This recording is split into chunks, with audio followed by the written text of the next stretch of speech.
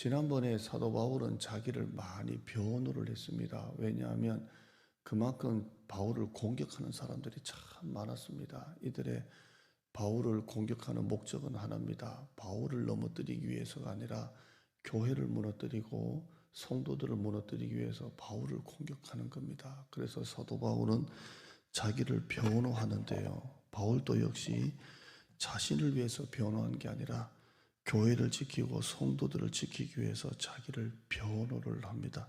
그 변호가 뭡니까? 여러분, 나는 간사함으로 설교하지 않았습니다. 나는 부정으로 설교하지 않았습니다. 나는 속임수로 설교하지 않았습니다. 나는 아첨하는 말이나 탐심의 탈을 쓰지 않았습니다. 이렇게 하면서 자기를 변호를 합니다. 지금 우리 정치인들 보면 여당 야당이 막 싸우고 난리인데요, 둘 중에 하나는 거짓말입니다. 둘 중에 하나는 그러잖아요. 막 하는데 둘 중에 하나는 거짓말입니다. 서로 공격하고 하는데요, 누가 좋은 놈인지 나쁜 놈인지 모를 정도로 둘 다 공격하는데 둘 중에 하나는 나쁜겠죠. 사도 바울도 마찬가지입니다. 계속 바울을 공격하는 거예요. 계속 공격하는데 그 공격하는 이유는 바울 자신을 무너뜨리는 게 아니라 교회를 무너뜨리고 성도들을 무너뜨리기 위해서 바울을 공격합니다. 그래서 사도 바울은 나는 간사함이나 부정이나 탐심이나 속임수로 하지 않았습니다. 이렇게 합니다. 두 가지로 요약하면, 첫째, 나는 복음을 위탁받은 사람입니다. 사도 바울은 나는 복음을 위탁받은 사람인데 내가 어떻게 그렇게 간사함으로 내가 목회를 하겠습니까? 나는 복음을 위탁받았습니다. 하나님이 나에게 교회를 위탁하셨고 복음을 위탁하셨는데 내가 어떻게 그렇게 목회를 하고 선교하겠습니까? 말을 하는 겁니다. 그래요.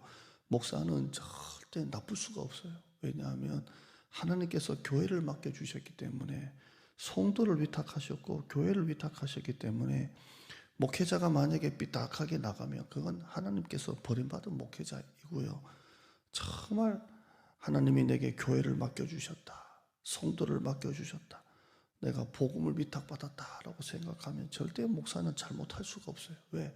하나님이 나에게 위탁해 주셨기 때문에. 그래서 사도 바울은 내가 간사함이나 부정이나 아첨이나 탐심으로 내가 어떻게 합니까? 왜냐하면 첫째, 나는 복음을 위탁받았습니다. 이렇게 말하고요. 두 번째는 나는 하나님을 기쁘시게 하는 사람입니다. 근데 내가 어떻게 아첨이나 탐심이나 간사함이나 속임수나 그렇게 말합니까? 나는 오직 한 분 하나님을 기쁘시게 하기 위해서 목회하는 사람입니다 라고 말합니다. 그러니까 나는 그렇게 못한다는 겁니다. 자, 다시 3절에서 6절까지 보시죠. 바울의 그 말입니다. 3절에서 6절까지 한번 읽어봐요. 시작.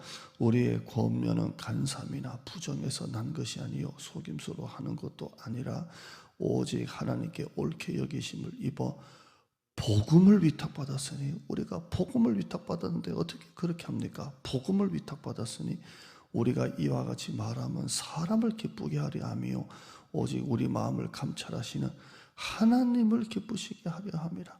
하나님을 기쁘시게 하려 하는데 어떻게 우리가 그럴 수가 있습니까? 라고 말합니다. 5절에 너희도 알거니와 우리가 아무 때에도 아첨하는 말이나 탐심의 탈을 쓰지 아니하는 것을 하나님이 증언하십니다. 하나님이 증언하시는데 어떻게 그렇게 합니까?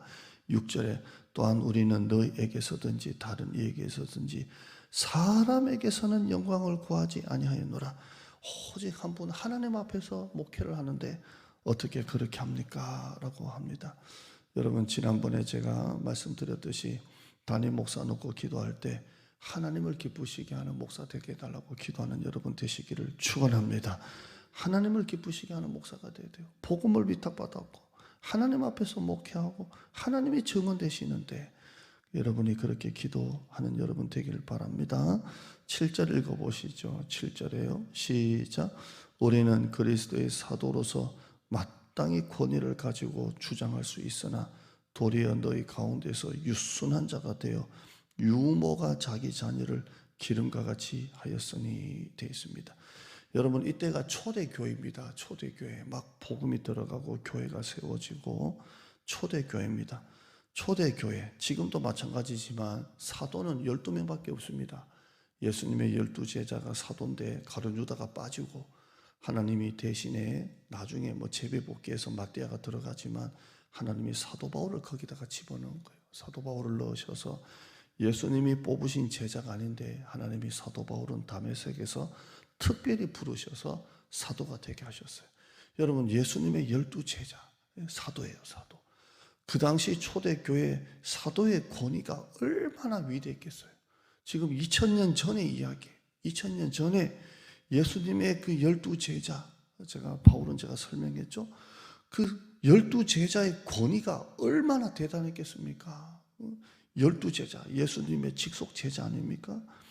우리가 어릴 때 목사님들을 가리켜서 장로님들이 기도할 때 이런 기도 참 많이 했습니다. 주의 사자, 주의 종, 뭐 이런 표현을 많이 썼죠. 그만큼 목사님들을 존경했고, 그만큼 목사님들을 존중하고, 그만큼 목사님들이 많이 어려웠어요. 나는 우리 성도들이 지금도 담임 목사 위에 기도할 때 주의 사자, 주의 종 이런 기도는 참 귀하다고 봐요. 왜? 저도 그렇게 배웠고 그만큼 목사님을 존중하고 존경하는 거예요. 우리 부목사님이 꼭 기도할 때 그렇게 기도를 하시는데요. 그만큼 옛날에는 목사님들이 어려웠고 그만큼 좀 무섭고 그랬어요. 근데 옛날 목사님 한번 생각해 봐요. 그때만 해도 목사님들이 참 어려웠잖아요. 어려웠고 그랬는데 2000년 전에 사도의 권위를 생각해 봐요. 얼마나 무서웠겠어요. 그냥 사도들이 말 한마디 하면 그냥 교회가 세워지고 막 그 정도였는데요. 그런데 사도 바울이 지금 뭐라고 말합니까? 7절 말씀 보시면 제가 이걸 설명하려고, 우리는 그리스도의 사도로서 마땅히 권위를 주장할 수 있으나 명령도 할 수 있고 지시도 할 수 있고 자신의 권위를 주장할 수 있었지만 그러나 우리가 그렇게 하지 않았다는 거예요. 그 다음에 7절 보시면 우리가 그리스도의 사도로서 마땅히 권위를 주장할 수 있었지만 명령도 하고 지시도 하고 그게 훨씬 편하죠, 사실. 그러나 그렇게 할 수 있었지만 그러나 도리어 너희 가운데서 유순한 자가 되어 유모가 자기 자녀를 기름과 같이 대했다, 이렇게 말합니다. 내가 너희들을 가르칠 때 사도의 권위를 가지고 명령하고 지시하고 그렇게 할 수 있지만 그러나 나는 너에게 그렇게 안 한다는 거예요. 어떻게 한다고요? 유모가 자기 자녀를 젖을 물리고 키우듯이 그렇게 키웠다는 거예요. 유모는 여기 돈을 받고 애를 봐주는 그런 여성을 말하는 게 아니라 자기 친엄마를 말하는 거예요. 그 유모가, 근데 유모 그러니까 우리나라 어감으로는 돈을 받고 아기를 봐주는 그런 여성을 말하는 게 아니라 자기 친엄마, 자기가 10달 동안 아기를 품고 그 아기 젖을 물리는 친엄마, 그 말하는 거예요. 사도 바울은 내가 너희를 가르칠 때 사도의 권위를 가지고 할 수 있었지만 도리어 친엄마가 젖을 물리고 그렇게 하듯이 가르쳤다는 거예요. 여러분, 자기 엄마가 자기 친아이를 젖을 물릴 때 어떤 마음으로 물립니까? 유순한 자가 되는 거예요. 자기 아이에게 젖을 물릴 때 아무리 좀 못됐고 그래도 자기 자식한테 젖을 물릴 때는 유순한 자처럼 젖을 물리는 거예요. 그래서 사도 바울은 내가 너희를 가르칠 때에 유순한 자가 되어 유모가 자기 자녀를 젖을 물리는 엄마처럼 키웠다라고 말을 하고 있습니다. 목사가 우리 교회 같은 경우에는 설교를 최소한 5편 정도 하는 것 같아요. 수예배, 금요예배, 주일예배, 새벽예배 몇 편 이렇게 5편, 6편 하는데요. 오늘도 제가 2장을 가지고 올라왔는데 새벽에는 2장, 또 수요일은 5장, 6장, 주일은 7장, 8장 뭐 이렇게 설교를 아무것도 없는 백지에서 저는 이제 이면지 가지고 쓰고 있지만 이렇게 설교 원고를 한다는 게 참 쉬운 게 아니에요. 아무것도 없는 데서 매일 한 5편, 6편 설교를 계속 만들어내는데요.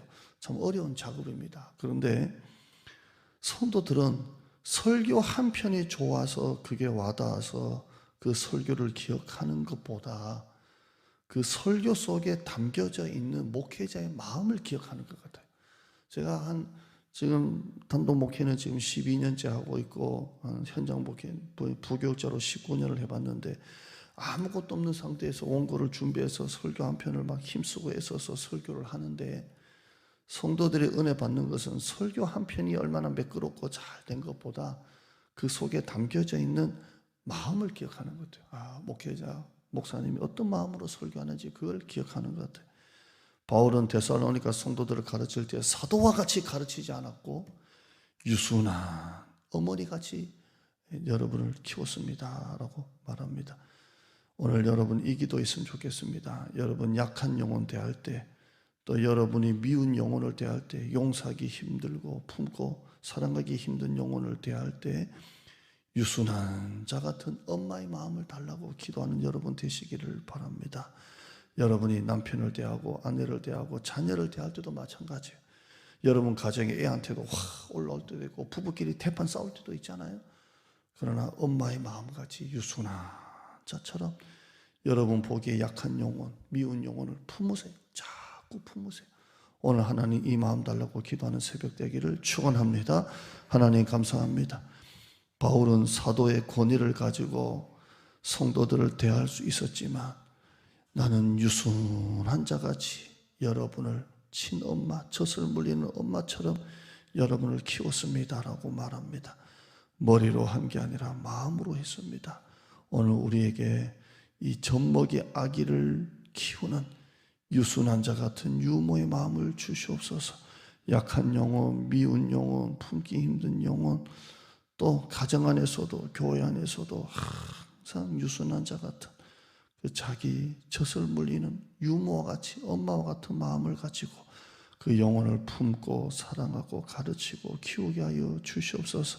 목회자가 이 마음을 가지고 장로님들이 이 마음을 가지고 안수집사, 권사들이, 성도들이, 교사들이, 우리 사역자들이 다 이 마음을 가지고 교회를 섬기고 영혼을 사랑하게 하여 주시옵소서. 예수님의 이름으로 기도드리옵나이다. 아멘.